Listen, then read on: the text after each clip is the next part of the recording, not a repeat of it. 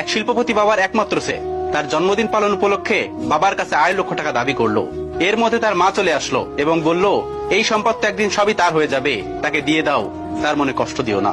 বাবা তখন বললেন, আমি তোমার ছেলেকে যদি একটা উড়ান্ত প্লেনের পাইলটের সিটে বসিয়ে আমি সেখান থেকে নেমে পড়ি দায়িত্ব দিয়ে, তাহলে কেমন হবে তুমি বলো? মধ্যবিত্ত থেকে শিল্পপতি হয়ে ওঠা স্বামীকে বোঝেন বলেই মহিলা আর কোনো কথা বললেন না। বাবা তখন বললেন, ঠিক আছে, আমি তোমার ছেলেকে 8 লক্ষ টাকায় দেব, সে যদি আমাকে উপার্জন করে 250 টাকা এনে দিতে পারে। সারা রাত নাক ডেকে ঘুমাচ্ছে ছেলে, মাত্র 250 টাকা। বাবা আগামীকালই দেখতে পারবে ছেলে তার সম্পদের দায়িত্ব নেওয়ার মতো যোগ্য হয়ে গেছে। পরের দিন সকাল 8টায় বাবা তার ছেলেকে ঘুম থেকে জাগিয়ে উঠে দিলেন। রাজ্যের বিরক্তি ছেলের চোখে।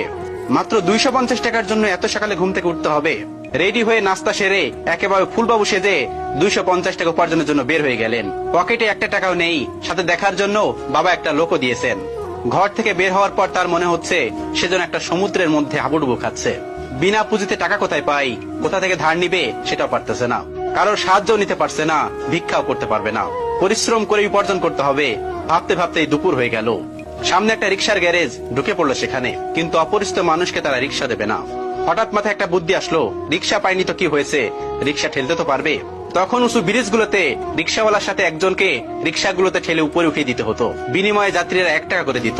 নন্দলাল নাদুস নুদুর জীবনে কোনো কাজ করেনি, এক গ্লাস পানিও নিজে কখনো ঢেলে খায়নি, আর আজ তপ্ত রোদে রিক্সা ঠেলছে, তাও আবার পুরান ঢাকায়। 10টা রিক্সা ঠেলে 50 টাকা উপার্জন করলো। 11 নম্বর রিক্সা ঠেলতে গিয়ে হোঁচট খেয়ে হাঁটু গেল ছিঁড়ে। আবার উঠে দাঁড়াতে যাত্রী হাতে 5 টাকা দিলে চোখে অঝোর ধারায় কান্না চলে আসলো। ঘন্টাখানেক পর হাঁটুর ব্যথা আর তীব্র হতে লাগলো। বিকেল পর্যন্ত গুনে কেবল 90 টাকা উপার্জন হয়েছে। অবশ্য পেটের খিদা মিটাতে দুপুরে কিছু বনরুটি ও কলা খেয়ে নিয়েছে। প্রচন্ড ক্লান্ত মনে হচ্ছে নিজেকে, শরীর যেন নিজের সাথে প্রতারণা করছে। অবশেষে 90 টাকা নিয়েই ছেলেটি বাড়ি ফিরে গেল। ক্লান্ত শরীরে চোখে পানি নিয়ে বাবার সামনে গিয়ে দাঁড়িয়ে বাবার হাতে 90 টাকা দেয়। বাবাকে জড়িয়ে হু হু করে কাঁদতে কাঁদতে বলল, আমি পারিনি বাবা। তখন মায়ের অজর ধারা গুনগুন কান্না পরিবেশটা আরো ভারী করে তুলছে। ছেলের বিধ্বস্ত ক্লান্ত চেহারা, হাঁটুর কাছে ছেঁড়া প্যান্ট দেখে বাবা একটা